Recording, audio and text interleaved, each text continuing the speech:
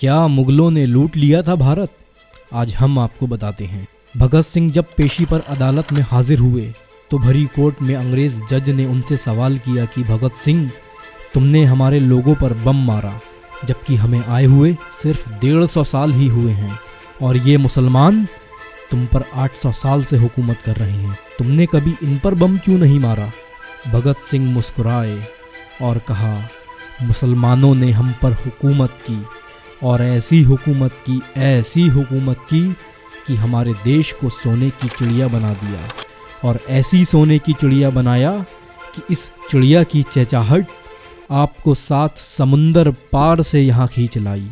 और जज साहब, आपने 150 साल यहाँ ऐसे राज किया।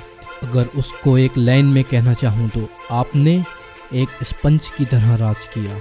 ये स्पंज गंगा के किनारे से हीरे मोती चूस कर ले जाता है, और इसे जब थेम्स लंदन की नदी के किनारे निचोड़ा जाता है तो दौलत बरसने लगती है।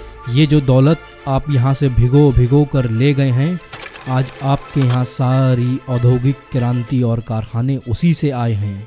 और इन मुगलों ने हमारे देश पर ऐसा राज किया कि इसे अपना ही घर बना लिया और इसी की धूल मिट्टी में अपने आप को मिला दिया। जो पैसे यहाँ से लिए यहीं पर खर्च कर दिए और इस देश को सोने की चिड़िया बना दिया। आपको हम बता दें, जिस दौर में भारत को सोने की चिड़िया कहा जाता था, जिस दौर में भारत की ज़माने भर में शोहरत थी, वो दौर कोई और दौर नहीं, सुल्तानुल हिंद बादशाह हज़रत औरंगज़ेब आलमगीर का ही दौर हुकूमत था।